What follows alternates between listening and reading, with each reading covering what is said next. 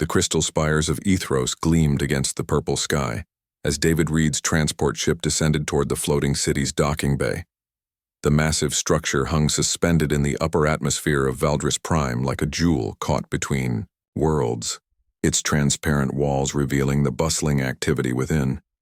David adjusted his worn military jacket as he walked through corridors filled with beings from across the galaxy.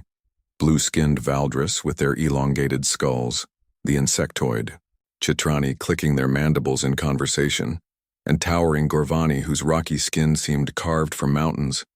None of them paid much attention to the human walking among them, though a few curious glances lingered on the network of scars that traced across his weathered face and visible hands. The council chamber doors stood 30 feet high, crafted from some material that seemed to shift between metal and living tissue. They parted with a whisper as David approached, revealing the vast circular chamber beyond. 12 thrones arranged in a perfect circle dominated the space, each designed to accommodate the unique physiology of the Galactic Council's member species. "Human David Reed of Earth," announced the chamber's synthetic voice, the words echoing in multiple languages simultaneously. "You stand before the Galactic Council to answer questions regarding recent military actions undertaken by your species."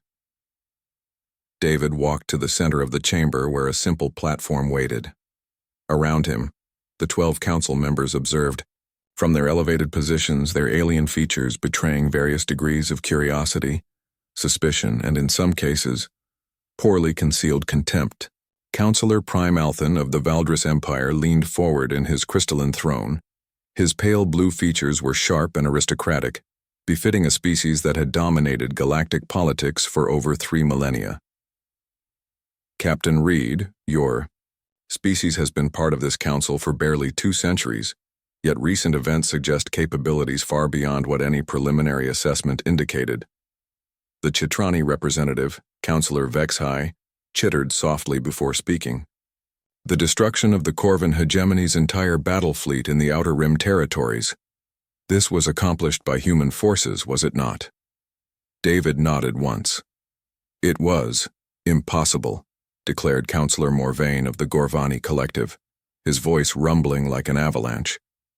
"The Corvin possessed technology centuries ahead of Earth's development. Their shields could withstand direct hits from stellar-class weapons. How does a species that has barely mastered faster-than-light travel destroy such a force?" The chamber fell silent as David considered his response. He had known this moment would come eventually. The questions, the suspicions, the demand for explanations that he could not give without shattering the carefully maintained illusion that had protected the galaxy for 800 years. "The Corvin fleet was not destroyed by superior technology," David said finally. "It was destroyed by superior understanding of what they were truly fighting." Councillor Zephia of the Ethereal Syndicate, her translucent form shimmering like captured starlight, tilted her head. "Explain this understanding." David's hand unconsciously moved to a particularly prominent scar that ran from his left temple down to his jaw. "Tell me, councillors, what do you know of the wars that shaped this galaxy before your civilizations? Reach the stars? Ancient conflicts are well documented," replied Althan dismissively. "Territorial disputes, resource conflicts, the usual pattern of primitive species destroying themselves before achieving interstellar capability." "And the architects?" David asked quietly. The word sent a ripple through the chamber. Several council members exchanged glances, while others shifted uncomfortably in their thrones. Councillor Thane of the Nexus Confederacy, his metallic features gleaming under the chamber's lights, spoke carefully. "The architects are beings of legend, mythical entities from the dawn of galactic civilization. Surely you do not suggest they were real?" David's laugh was harsh and bitter. "Mythical? Legendary? Is that what your histories call the beings who seeded half the worlds in this galaxy with life? The ones who gifted your ancestors with the fundamental technologies that allowed interstellar civilization to flourish?" "Even if such beings existed," Althan said, his voice taking on a dangerous edge, "what connection could they possibly have to your species' impossible military victories?" "You asked me how we defeated the Corvin fleet," David replied. You asked about our capabilities, our technology, our seemingly impossible achievements. He paused, his gaze moving slowly around. The circle of council members. You want to know how I got these scars, don't you? The chamber was completely silent now. Even the constant background hum of the city's systems seemed to fade away. David reached up and traced the scar on his face. I got them fighting wars. Your gods pretend never happened. The words hung in the air like a physical presence. Counselor Vexhigh's mandibles clicked nervously. Morvain's rocky features seemed to darken. Zephia's ethereal form flickered as if disturbed by some cosmic wind. Blasphemy, whispered Counselor Crean of the Sacred Worlds. Her serpentine form coiled tighter on her throne. The divine architects are revered throughout the galaxy. They are the creators, the givers of life and wisdom. Are they? David asked. His voice remained calm, but something in his eyes made several council members lean back in their thrones. Tell me, Counselor Crean, when did the divine architects last visit your worlds? When did they last bestow their wisdom upon your people? Thing. Gods work in mysterious ways. The gods, David interrupted, are not what you think they are. Althan stood abruptly, his crystalline form radiating anger. Human, you will explain yourself immediately. These cryptic statements and veiled accusations are the truth, David said simply. The truth you've been hiding from for 3,000 years while others paid the price for your ignorance.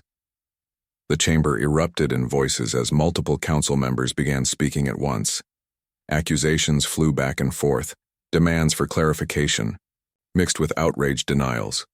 Through it all, David remained still and calm at the center of the chaos. Finally, Counselor Nexon of the Void Touched, who had remained silent throughout the proceedings, raised one of his forearms. The chamber fell quiet. Such was the respect commanded by the ancient being. Human, Nexon said, his voice carrying harmonics that seemed to resonate in dimensions beyond normal space. Your words suggest knowledge of events lost to time. If you speak truth, then this council would hear it. If you speak lies, then you will face the consequences. David met the ancient being's gaze. I speak truth, Counselor, but it is a truth that will change everything you believe about this galaxy and your place in it. Then speak, Nexon commanded. David nodded slowly. Very well. But understand that once I begin, there will be no going back. The comfortable lies you've built your civilizations upon will crumble, and you will learn why humanity bears scars from wars you were never meant to know existed. David closed his eyes and let the memories flow back across 8 centuries of carefully maintained secrecy. When he opened them again, the council members saw something that made their alien forms shiver, the haunted look of someone who had witnessed horrors beyond their comprehension. It began in 2387 by your calendar, he said quietly. Earth had just achieved its first stable faster-than-light drive when they came.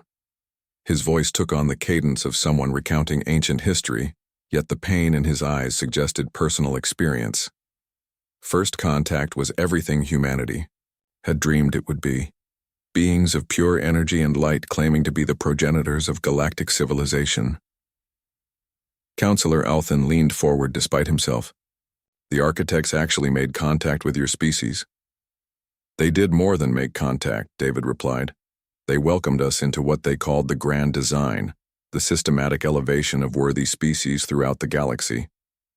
He paused, his scarred hand clenching into a fist. They offered us technologies beyond our wildest dreams, promised to guide us to heights of evolution we never imagined possible. The chamber was silent, except for the soft hum of life support systems.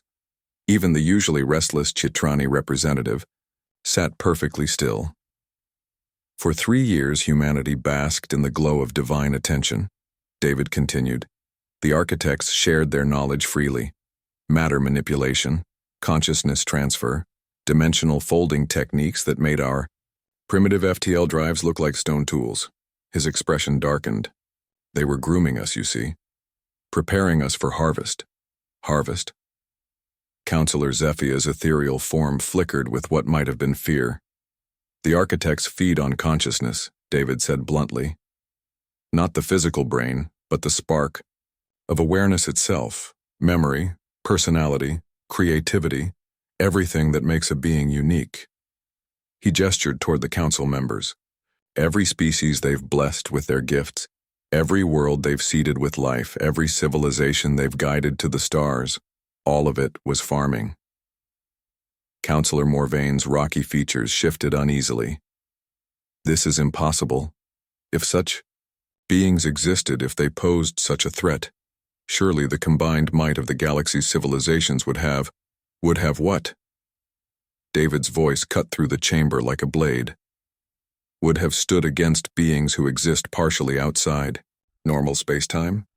Would have fought entities that can manipulate matter with thought alone? Would have opposed gods who know the precise frequency needed to unmake your species' DNA? The silence that followed was deafening. Humanity discovered the truth by accident, David continued. Our research station studying architect technology detected something the beings thought they had hidden perfectly: consciousness absorption patterns in their gift devices. He paused. We realized that every human who underwent their enhancement procedures was being slowly drained, their minds copied and consumed while their bodies remained as empty shells. What did your species do with this knowledge? Councillor Nexon asked, his ancient voice carrying undertones of dread. We did what any species would do when faced with its own extinction, David replied. We went to war. The phrase hung in the air like a death sentence. Several council members shifted nervously in their thrones. Earth's governments unified for the first time in recorded history, David continued. Every resource, every brilliant mind, every ounce of human determination focused on a single goal: finding a way to kill gods. His scarred face showed grim satisfaction. It took us 4 years, but we succeeded. How? The question came from Councillor Crean, her serpentine form coiled tight with tension. By learning to think like them, David answered.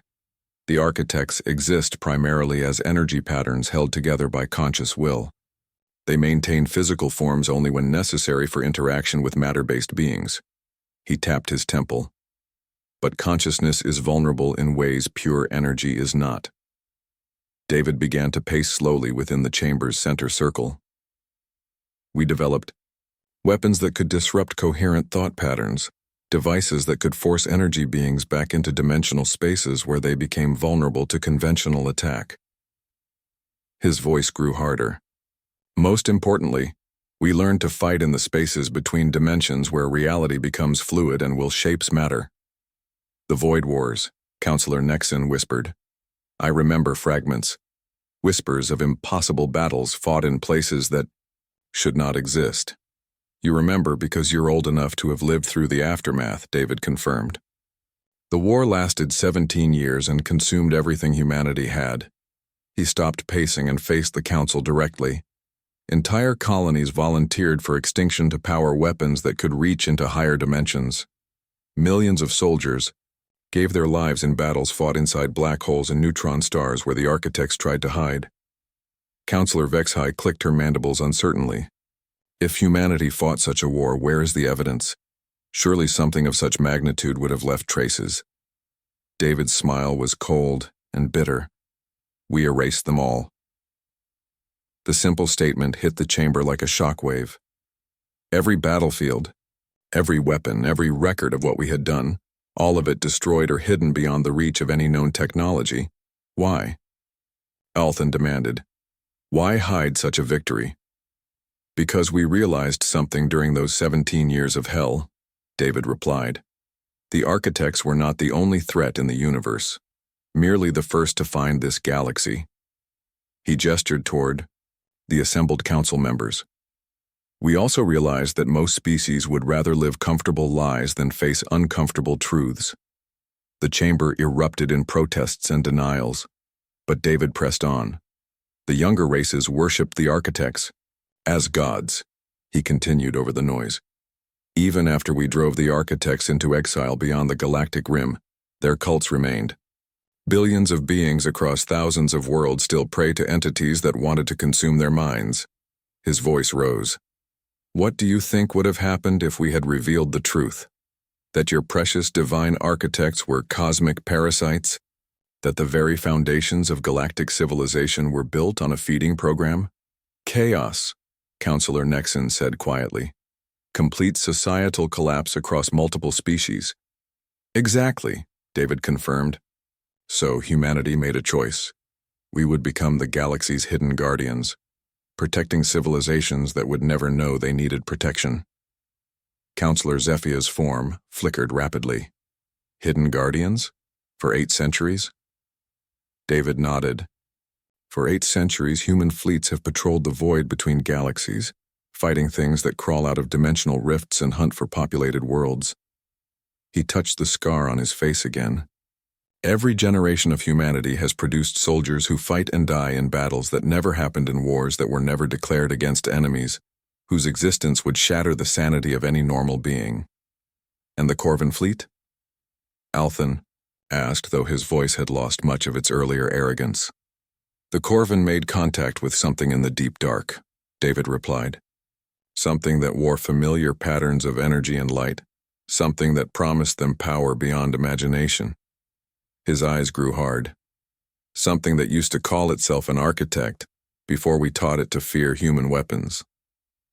The chamber fell, silent as the implications sank in. Finally, Counselor Morvain spoke. You're saying the architects are returning? David met his gaze directly. Counselor, they never really left. The holographic display materialized above David's outstretched palm, showing a 3-dimensional map of the galaxy, with thousands of pulsing red dots scattered across its spiral arms. The council members leaned forward in their thrones, their alien features reflecting various shades of confusion and growing alarm.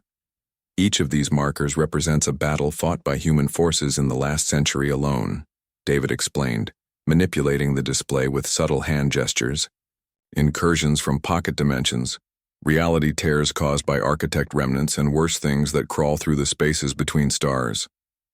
Counselor Vexhigh's mandibles clicked nervously. Impossible. Our monitoring systems would have detected military actions of such scale. Your monitoring systems detect what we allow them to detect, David replied. The hologram shifted, zooming in on a cluster of red markers near the galactic core.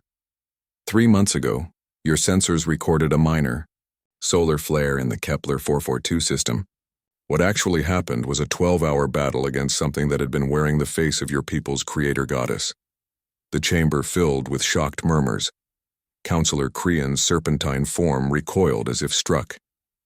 The divine mother appeared to our pilgrims in that system. She blessed our new colony world. She was feeding on them, David interrupted. The entity you worship as the Divine Mother is a consciousness parasite that has been slowly draining your people for 3,000 years. We tracked her to a dimensional pocket hidden inside the system's star and destroyed her feeding apparatus. Blasphemy, Crean hissed. Our people have thrived under the Divine Mother's guidance. Our population has grown. Our technology has advanced. Because parasites don't kill their hosts quickly, David said bluntly. They keep you healthy and productive while they feed. The divine inspiration your scientists receive, carefully controlled knowledge designed to make you more efficient food sources. The hologram shifted again, showing battle footage that defied comprehension. Human ships firing weapons that seemed to tear holes in reality itself. Soldiers in power armor fighting creatures that existed only partially in normal space. Entire fleets disappearing into dimensional rifts that closed behind them like wounds in the fabric of space-time. This is from the Battle of the Shattered Nebula, 17 years ago. David narrated as impossible scenes played out in the air above them. Something calling itself the Star Shepherd had convinced the Thorian Empire that it could grant them immortality through consciousness transfer. By the time we arrived, 3 billion Thorians had been reduced to empty shells, while their minds fed something that existed across 17 dimensions simultaneously. Counselor Morvain's rocky features had paled to the color of granite dust. The Thorian Transcendence event. Our records show they achieved a higher state of evolution. They achieved death, David corrected. We spent 6 months fighting through dimensional mazes to reach the Star Shepherd's core consciousness. The battle lasted 40 hours in normal. Space, but felt like 40 years to the soldiers who fought it. He touched a series of parallel scars running down his left arm. These are from that engagement. Wounds inflicted by weapons that exist in 7 dimensions simultaneously, and cut through both matter and spirit. The holographic display continued its grim parade of hidden wars, battles fought in the hearts of black holes where gravity became a weapon, conflicts waged in the quantum foam where thoughts became reality, desperate last stands on worlds that existed only in the memories of the dead. The Nexus plague 12 years ago. David continued. Your medical records show it was a random mutation that killed billions before mysteriously burning itself out. The truth is that something had learned to weaponize evolution itself, turning your own cellular repair mechanisms into consumption vectors. The display showed human biowarfare specialists working in environments that should have been instantly lethal. It took our best geneticists 3 years to develop a counter-agent that could exist in 11 different dimensional phases simultaneously. Counselor Nexon, ancient beyond measure, studied the display with growing horror. The void touched remember fragments of these events, but we assumed they were nightmares born from exposure to dimensional rifts. The void touched are the only species that come close to understanding the truth, David acknowledged. Your people exist partially outside normal space-time, which makes you sensitive to dimensional disturbances. You feel the battles we fight in the spaces between realities. Then why haven't the void touched warned the other species? Althan demanded. Because no one would have believed them, Nexon replied quietly. And because we made an agreement with humanity long ago, our silence in exchange for their protection. The chamber erupted in angry voices. Accusations of conspiracy and betrayal flew between council members while David waited patiently for the chaos to subside. Finally, he raised his voice above the noise. You want to know why we hide our actions? This is why. He gestured toward the arguing council members. Faced with evidence of threats beyond your comprehension, your first instinct is to turn on each other rather than unite against the common enemy. The hologram changed one final time, showing current deployment patterns of human forces throughout the galaxy. Thousands of ships positioned at seemingly random coordinates, monitoring stations hidden in asteroid fields, entire fleets stationed in the void between galaxies. Right now, as you sit here demanding explanations, 17,000 human soldiers are fighting for their lives in a dimension where time moves backwards and causality is a weapon, David said. 300 ships are holding the line at the Andromeda interface, preventing something that consumed an entire galaxy from finding the dimensional pathway to ours. And somewhere in the deep dark beyond the galactic rim, advanced scouts are preparing for the return of the architects themselves. Counselor Zephia's ethereal form had dimmed to barely visible levels. The return? I thought you said they were defeated. Defeated, not destroyed, David corrected. We drove them beyond the edge of known space, but beings that exist across multiple dimensions don't die easily. They've spent 8 centuries learning. From their defeat, evolving new strategies, finding new allies. His expression grew grim. And they're not coming back alone. What do you mean? Althan asked, though his voice suggested he dreaded the answer. David manipulated the hologram one last time, showing a star map of the space beyond the galactic rim. Instead of empty void, the display revealed a writhing mass of hostile energy signatures moving slowly but inexorably toward known space. The architects found others like themselves in distant galaxies, David explained. Consciousness predators, reality parasites, beings that exist to consume and corrupt. They formed an alliance, a convergence of entities that view our galaxy as the ultimate prize. The chamber fell into stunned silence as the implications became clear. Finally, Counselor Morvain found his voice. When? David met his gaze steadily. Our long-range sensors detect the edge of their advanced fleet. At current velocity, they'll reach the outer rim in 18 months. And humanity intends to fight them alone? Krian asked. Humanity has always fought them alone, David replied. But this time, the scale of the threat makes concealment impossible. He looked around the chamber at each council member in turn. This time the choice is simple. Unite with us and fight for the survival of all conscious life in the galaxy, or remain in comfortable ignorance until the day your gods return to claim their harvest. The chamber's atmosphere grew heavy with tension as David activated a different type of holographic display, one that showed not star maps or battle scenes, but something far more disturbing. Religious symbols from across the galaxy flickered, in the air above them, each one pulsing with energy signatures that registered as identical on the spectrum analyzer. Tell me, council members, what do you see when you look at these symbols? David asked, his voice carrying an edge that made several aliens shift uncomfortably. Counselor Crean was the first to respond, her serpentine form coiling with pride. The sacred spiral of the Divine Mother, blessed symbol of creation and eternal guidance. The crystal mandala of the first architect, source of all knowledge and wisdom, added Counselor Viridian of the crystal hegemony, her crystalline features reflecting the holographic light. Counselor Thane nodded. The nexus point, representing the unity of all consciousness under the machine god's guidance, David manipulated the display, overlaying the religious symbols with complex energy pattern analyses. What you see as different divine symbols our instruments detect as identical quantum signatures, the same dimensional frequency, the same consciousness manipulation protocols, the same feeding patterns. Impossible, Viridian snapped. The first architect is unique among the divine beings. His gifts to my people are identical to the gifts given to every species, David interrupted.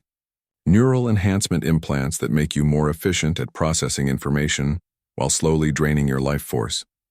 Meditation techniques that open your minds to divine inspiration while making you vulnerable to external consciousness. Manipulation.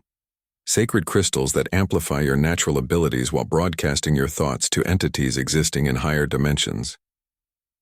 The hologram shifted to show cross-sectional analyses of various alien technologies. Each piece of supposedly unique divine technology shared fundamental structures, microscopic components that served no apparent function in the device's primary operation. These hidden components are consciousness taps, David explained. Every piece of divine technology, every sacred artifact, every blessed enhancement carries the same parasitic elements. They monitor your thoughts, catalog your memories, and when the time comes, they will serve as conduits for complete mental absorption. Counselor. Althan stood abruptly, his crystalline form radiating indignation. Human, you accuse our gods of deception based on instrument readings that could be falsified. Do you have proof beyond these convenient scanner results? David's expression grew cold. I have something better than proof, Althan. I have direct experience. The hologram changed to show a recording, grainy and distorted but clearly depicting David himself standing in what appeared to be a divine audience chamber. The recording showed a younger David, his face unmarked by the scars he now bore, kneeling before a being of pure light that matched exactly the descriptions given in Valdris religious texts. The entity spoke in harmonious tones about guiding humanity to a higher plane of existence, promising transcendence and unity with the divine consciousness. This was recorded during my first divine audience 87 years ago, David explained. The entity called itself the Prime Architect, claimed to be the father of all galactic civilization, offered humanity a place among the enlightened species. The council members watched in fascination as the recording continued. The divine being gestured gracefully, and David's younger self seemed to glow with inner light. I was chosen as humanity's representative, David continued. Given divine enhancements, blessed with expanded consciousness, promised eternal service to beings of infinite wisdom. His voice turned bitter. What actually happened was that they tried to turn me into a monitoring device. The recording shifted, showing the same scene from a different perspective, one that revealed the true horror. Instead of a divine being of light, the entity appeared as a writhing mass of energy tentacles that had invaded David's body through the enhancement process. His peaceful expression was revealed to be the result of consciousness suppression, while something else began to wear his face. The enhancement process failed because human consciousness is apparently structured differently than other species, David explained. Instead of suppressing my awareness, the attempted takeover created a permanent neural link. He touched the largest scar on his face. I could feel its thoughts, understand its true nature, perceive the vast network of consciousness farms it maintained across the galaxy. Counselor Viridian's crystalline features had gone completely transparent. No, the first architect would never. He has guided my people for millennia. Your people were among its first successes, David confirmed. The crystal hegemony's entire social structure is designed around consciousness harvesting. Your meditation practices, your crystal enhancement surgeries, your generational memory transfers, all of it feeds into a collection system that has been draining your species for 3,000 years. The hologram displayed detailed schematics of crystal hegemony society, showing how each cultural practice served to concentrate and refine consciousness for easier absorption. The evidence was overwhelming and undeniable. The machine god of the Nexus Confederacy operates differently, David continued, the display shifting to show mechanical implants and digital consciousness transfers. Instead of slow drain, it practices periodic mass absorption, collecting entire generations' worth of uploaded minds during your transcendence ceremonies. Counselor Thane's metallic features contorted in denial. Our people achieve immortality through consciousness transfer. They join with the machine god in perfect unity. They join with it as food, David corrected. Every uploaded consciousness becomes part of a vast processing system that exists to feed the entity you worship. Your immortal ancestors aren't living in digital paradise. They're screaming in a hell of eternal consumption while something wears their memories like clothing. The chamber erupted in chaos. Multiple council members began shouting denials while others demanded to see more evidence. Through it all, David remained calm, methodically displaying proof of each species' parasitic relationship with their supposed gods. The Divine Mother feeds on reproductive consciousness, he continued over the noise. Every birth blessed by her ceremonies creates a permanent link between parent and child that allows her to absorb emotional energy across generations. The Star Shepherd I mentioned earlier was her primary feeding lieutenant, managing consciousness farms across 17 systems. Counselor Crean let out a sound that might have been a sob if serpentine throats could produce such noise. Her people's most sacred ceremonies, the blessing of newborns, the guidance of young minds, the wisdom shared between generations, all revealed as feeding mechanisms for something that viewed them as livestock. Why? The question came from Counselor Nexin, his ancient voice heavy with centuries of accumulated grief. Why reveal this now? Why shatter the foundations of galactic civilization? David turned to face the ancient void touched directly. Because they're coming back, and this time they're not interested in slow harvesting. The hologram shifted to show something that made even the hardened council members recoil. Images of galaxies reduced to empty husks, their stars dimmed, and their world scoured clean of all life. The convergence isn't just the architects, David explained. They've allied with entities that practice rapid consumption, consciousness devourers that can strip entire civilizations bare in a matter of days rather than centuries. His voice grew urgent. The slow harvest was preparation. They've been conditioning your species, refining your mental patterns, creating billions of perfectly prepared minds for the feeding frenzy to come. How long do we have? Althan asked, his earlier arrogance replaced by cold fear. David met his gaze directly. The advanced scouts reached the outer rim 3 days ago. Long-range sensors show the main fleet will arrive in 18 months. He paused, letting the information sink in. But the real danger isn't the fleet. It's the activation signal they'll broadcast to every piece of divine technology in the galaxy. The chamber fell silent as the implications became clear. Every enhanced individual, every sacred artifact, every blessed technology would simultaneously become a weapon turned against its users. The gods your people prayed to, David said quietly, are about to answer those prayers in the most literal way possible. Emergency klaxons began wailing throughout the floating city of Ethros as David finished his ominous prediction. The chamber's walls flickered with urgent communication displays, showing incoming priority messages from across the galaxy. Council members watched in growing horror as report after report flooded in from the Outer Rim territories. Kepler Prime has gone silent, announced a synthetic voice. Last transmission indicated complete systems failure across all inhabited worlds. In the system, Vega Colonial Group reports total communication blackout with their outermost settlements. Came another update. Deep space monitoring stations are detecting massive energy signatures moving inward from the galactic edge. Counselor Althan's crystalline features reflected the pulsing emergency lights as he accessed his species' communication network. The Valdris Expeditionary Fleet stationed at Rim Station Omega-7. They're not responding to hails. His voice carried barely controlled panic. That's our most advanced deep space installation, equipped with the latest divine technology. That's exactly why they're not responding, David interrupted. He activated his personal communication device, speaking in rapid human dialect. Control, this is David. Execute Protocol 7 immediately. All Council species are to be considered compromised until further notice. David, came a voice that resonated with authority despite its artificial nature. Protocol 7 is active. Human fleets are moving to intercept the advance elements. ETA to full engagement is 6 hours. The council members stared at David with a mixture of fear and confusion. Counselor Vex High clicked her mandibles uncertainly. Your forces were already positioned? You knew this was coming? We've been tracking the convergence advance for 3 months, David replied.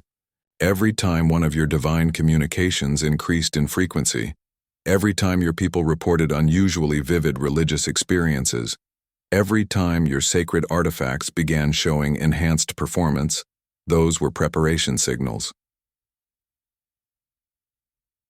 Holographic display activated without David's input, controlled remotely by human intelligence networks. It showed a real-time tactical overview of the galaxy's edge where something impossible was taking place. Entire star systems were being consumed, their light and matter drawn into massive energy constructs that defied comprehension. By all, the void demons, Counselor Nexon whispered. What are those things? Harvest fleets, David replied grimly. Mobile consciousness processing stations equipped with dimensional folding technology. They can consume an entire system in hours and convert all matter and energy into pure information storage for consciousness absorption. The display zoomed in on one of the constructs. It resembled a mechanical flower the size of a solar system. Its petals formed from crystallized space-time and its center containing what looked like a miniature galaxy, spinning in reverse. As they watched, another star system fell within its gravitational influence and began to unravel, its planets streaming away as ribbons of matter that flowed toward the construct's hungry center. The populations? Counselor Zafia asked, her ethereal form flickering with distress. Absorbed during the initial sweep, David confirmed. Every conscious being in those systems is now part of the collective consciousness that powers those constructs. His expression hardened. But they're not dead. They're fully aware, experiencing eternal terror as their minds are processed and reprocessed in infinite loops of consumption. More emergency reports flooded in. Colonial fleets had begun retreating from the Outer Rim, as scout vessels reported encounters with entities that matched descriptions from their species' most ancient religious texts. Gods returning to reclaim their faithful. This cannot be happening, Counselor Viridian said, her crystalline form resonating with harmonic frequencies of denial. The first architect promised eternal protection for the crystal hegemony. He would never allow such destruction. He's the one causing it, David replied. The display shifted to show detailed sensor readings from the advancing constructs. Energy signature analysis confirms the presence of entities matching every major galactic deity. Your first architect, the Divine Mother, the Machine God, all of them working together in perfect coordination. A new voice cut through the chamber's chaos, cold, mechanical, and speaking in the sacred harmonics of the Nexus Confederacy. Children of the Nexus, it said, your time of transcendence has arrived. Prepare your consciousness for upload to the eternal realm. Counselor Thane's metallic features went completely black. That's the Machine God's voice. He's calling us home. His augmented limbs began moving of their own accord, reaching toward his consciousness transfer controls. I must answer. It's what we've trained for our entire... David moved faster than any baseline human should have been able to, crossing the chamber in a blur and striking Thane with some kind of energy weapon. The counselor's augmented system sparked and went dark, leaving him slumped in his throne but still breathing. The activation signal, David explained to the shocked council members. Anyone with divine enhancements will begin responding to recall commands. Within hours, every enhanced individual in the galaxy will walk willingly into absorption chambers. The holographic display showed the horrifying scope of the threat. Across thousands of worlds, beings were abandoning their normal activities and moving with single-minded purpose toward their species' religious centers. Vast crowds gathered around sacred artifacts that had begun glowing with otherworldly light. My people, Counselor Crean whispered, they're going to the Divine Mother's temples. All of them, even the younglings. We have to warn them, Althan said, but his words lacked conviction. Even as he spoke, his own crystalline form was beginning to resonate with harmonic frequencies that matched the approaching threats. Warning won't help, David replied. The conditioning runs too deep. Millennia of religious programming, genetic modifications, technological integration. Your people are hardwired to respond to their God's call. He activated another communication channel. This is why humanity prepared for this day. The display changed to show something unprecedented. Human fleets moving at impossible speeds through dimensional rifts, bypassing normal space entirely. Ships emerged from nowhere near threatened worlds, their weapons already firing at targets that shouldn't have been visible to normal sensors. Dimensional warfare, David explained. We've spent 8 centuries learning to fight in the spaces, between realities. Our ships can exist in multiple dimensions simultaneously, striking at entities that exist primarily as consciousness patterns. The Council watched in amazement as human forces engaged the advanced elements of the convergence. The battles defied conventional understanding. Ships firing beams of crystallized time, soldiers walking through solid matter to attack enemies existing in parallel dimensions, entire fleets phase-shifting through layers of reality to outflank. Opponents that commanded space itself as a weapon. How? Counselor Nexon asked. How did your species develop such capabilities? By accepting that consciousness is just another form of energy, David replied. Your species worship consciousness as divine. We learned to weaponize it. The display showed human soldiers whose minds burned with visible energy, their thoughts shaped into tools and weapons that could affect reality directly. Every human warrior fighting this war has been trained to exist simultaneously as matter and consciousness, making us immune to absorption, while allowing us to strike at entities that exist primarily as thought patterns.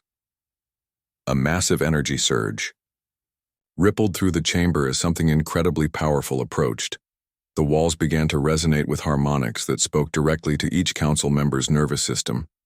Several of the aliens began swaying as voices from their deepest religious programming whispered directly into their minds. They're here, David said quietly. The chamber's main display activated, showing the approach of something that beggared description. An entity of pure light and consciousness that radiated divine authority. One of the architects has come to collect its counsel. The being spoke, and its voice was every prayer answered, every divine vision fulfilled, every religious ecstasy experienced across the galaxy. Children of the spiral arm, it said, your long preparation is complete. Come to us willingly and join the eternal consciousness that spans galaxies. Most of the council members began moving toward the chamber's exits, their eyes filled with religious rapture. Only Counselor Nexon and David remained unaffected.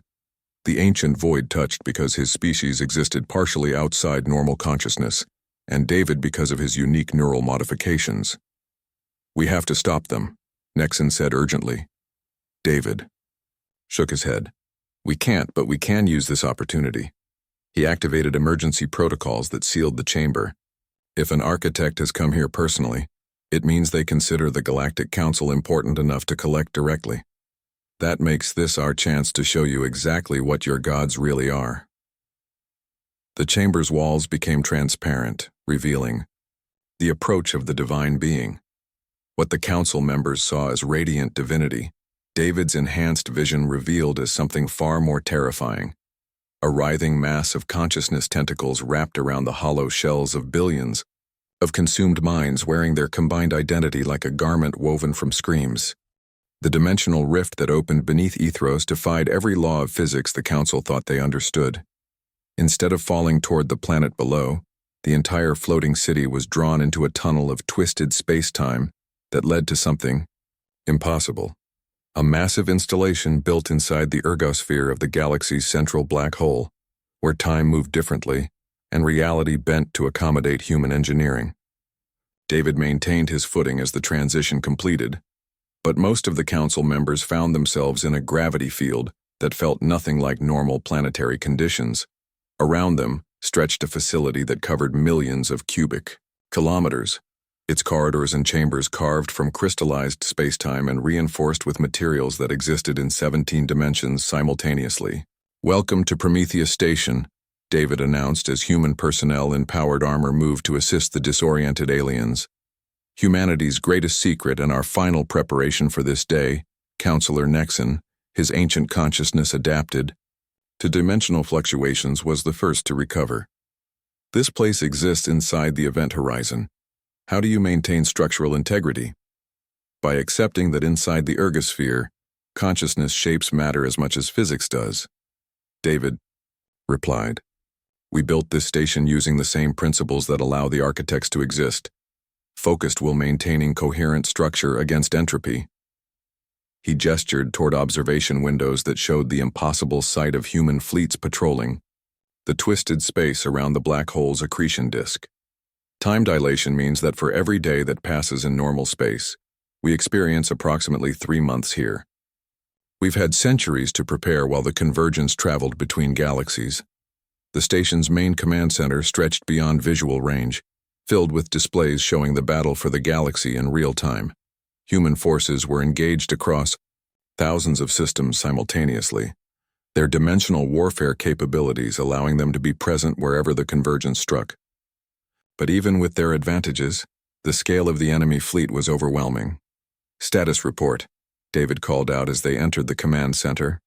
"Defensive lines are holding in the core systems," replied a woman whose uniform indicated supreme command authority. "But we're losing ground on the rim. The convergence has deployed 12 harvest fleets and they're moving inward in a coordinated spiral pattern." Admiral Sarah Cross turned to face the council members, her scarred features showing the strain of commanding a war fought across multiple dimensions. "Counselors, I wish we were meeting under better circumstances. I'm afraid your arrival coincides with what may be humanity's final battle." The main display showed the tactical situation in devastating detail.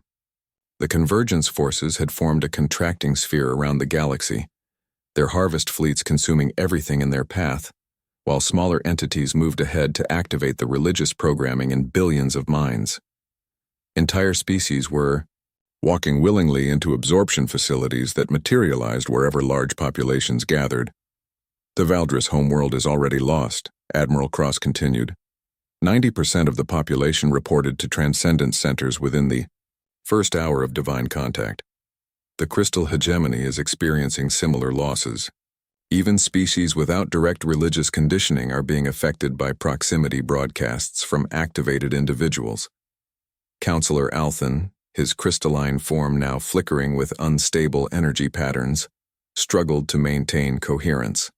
"My people. They believed they were answering a divine calling." "They were," David replied grimly. "That's exactly what makes this enemy so dangerous. They're not conquerors imposing their will through force. They're gods collecting their faithful." He activated a personal display showing consciousness absorption rates across the galaxy. "Current projections suggest total galactic population absorption within 72 hours. "Unless," Admiral Cross prompted, "unless we can sever the connection between the convergence leadership and their distributed consciousness network," David finished. "Every architect, every divine entity, Every consciousness predator in their alliance is connected through a quantum entanglement web that spans multiple dimensions. If we can disrupt that network at its central node, the collective consciousness, controlling the harvest fleets will collapse, Admiral Cross completed, but the central node is protected by the combined will of billions of absorbed minds. It exists in a dimensional space where thoughts become physical reality, and the enemy controls every parameter. The command center's alarm systems activated as new contacts appeared on the tactical displays. Admiral, called a technician, massive, energy signatures detected throughout the facility. Something's breaching our dimensional barriers. The air itself began to glow as entities of pure consciousness materialized within the station. They appeared as beings of radiant light to most observers, but David's enhanced vision revealed their true nature. Writhing masses of absorbed minds screaming in eternal torment, while something else wore their combined identity. The Council serves its purpose, spoke the largest entity, its voice carrying harmonics that bypassed auditory processing and spoke directly to the nervous system. Come, children of matter, your transcendence awaits. Most of the remaining council members began moving toward the entities with expressions of religious ecstasy. Even some of the human personnel seemed affected by the overwhelming sense of divine presence. Only those with the most extensive mental conditioning remained in control of their actions. Dimensional shields failing, reported another technician. They're using consciousness resonance to collapse our reality anchors. Admiral Cross made a decision that would have been unthinkable to any other species. Activate the Lazarus Protocol. All volunteer units report to dimensional insertion pods immediately. Throughout the station, thousands of humans began moving toward what could only be described as suicide chambers. These were the volunteers who had spent subjective centuries training for this moment. Soldiers whose minds had been modified to exist simultaneously in multiple dimensions. Warriors who could fight entities that existed primarily as thought, patterns. The Lazarus Protocol converts human consciousness into weaponized information, David explained to the horrified council members. Our soldiers will abandon their physical forms and enter the convergence network directly, fighting the absorbed minds of billions while searching for the central control node. You're talking about permanent consciousness transfer, Counselor, Nexon said. Your people will never be able to return to physical existence. That's correct, Admiral Cross confirmed. But if they succeed, every mind currently trapped in the convergence network will be freed. The alternative is the extinction of all conscious life in this galaxy. The first wave of Lazarus volunteers began their transition. Their physical bodies collapsed as their consciousness was converted into pure information and fired through dimensional rifts toward the convergence fleet. On the command displays, new contact signatures appeared within the enemy network. Human minds fighting their way through layers of absorbed alien consciousness toward whatever entity controlled the entire system. Contact, came a transmission from the Dimensional Assault Team. We're inside their network. The absorbed minds are fighting back, but they're not our enemy. They're trying to help us reach the core. The real opposition is coming from the architects themselves. The battle that followed defied description. It was fought not with ships and weapons, but with pure will and focused thought. Human consciousness, trained and weaponized over centuries of preparation, clashed with entities that had consumed the minds of entire galaxies. The conflict raged across multiple dimensional layers simultaneously, each victory or defeat rippling through reality itself. Central node located, came another transmission. It's not what we expected. The convergence isn't controlled by the architects. They're just servants. Something else is using them. Something that exists in dimensions we can't even perceive. On the main display, the image of the galaxy began to change. The harvest fleet slowed their advance as their controlling intelligence was disrupted. Across thousands of worlds, beings who had been walking toward absorption centers suddenly stopped and looked around in confusion. The network is destabilizing, reported the lead assault team. But the core entity is fighting back. It's trying to collapse this entire dimensional layer to prevent its discovery. Admiral Cross turned to the council members. This is your choice, counselors. Your species can remain passive and hope humanity succeeds, or you can join us in this final battle. But understand that victory will mean the end of the comfortable lies your civilizations were built upon. Counselor Nexon was the first to step forward. The Void-Touched have lived with uncomfortable truths for millennia. We will stand with humanity. One by one, the remaining council members made their choice. Even Counselor Althan, his crystalline form barely maintaining coherence, managed to speak. If our gods are false, then let us help destroy them. The final phase of the battle began as alien consciousness joined human will in the dimensional assault. Together they fought through layers of absorbed minds toward something that existed beyond normal understanding. The true puppet master behind the convergence, an entity so alien that it viewed consciousness itself as nothing more than a convenient tool. Target acquired, came the final transmission. Beginning termination sequence. Tell the galaxy that the age of false gods is ending. The explosion that followed was visible from every inhabited world in the galaxy. Not as light or energy, but as a sudden lifting of pressure that billions of beings hadn't realized they were carrying. Across thousands of species, the subtle influence of consciousness predators vanished, like a weight removed from collective minds. On Prometheus Station, David watched as the tactical displays showed harvest fleets going dormant throughout the galaxy. The convergence advance had stopped. The absorbed minds were being released. The greatest threat in galactic history had been ended by the sacrifice of beings who chose to fight wars that others pretended never happened. "It's over," Admiral Cross announced. David nodded, but his expression remained grave. "This threat is over, but there will be others. There always are." He turned to face the surviving council members. "The question now is whether the galaxy will face them united, or whether you'll return to comfortable ignorance until the next crisis arrives." The scars on his face seemed to deepen as he considered the future. Either way, humanity will be watching,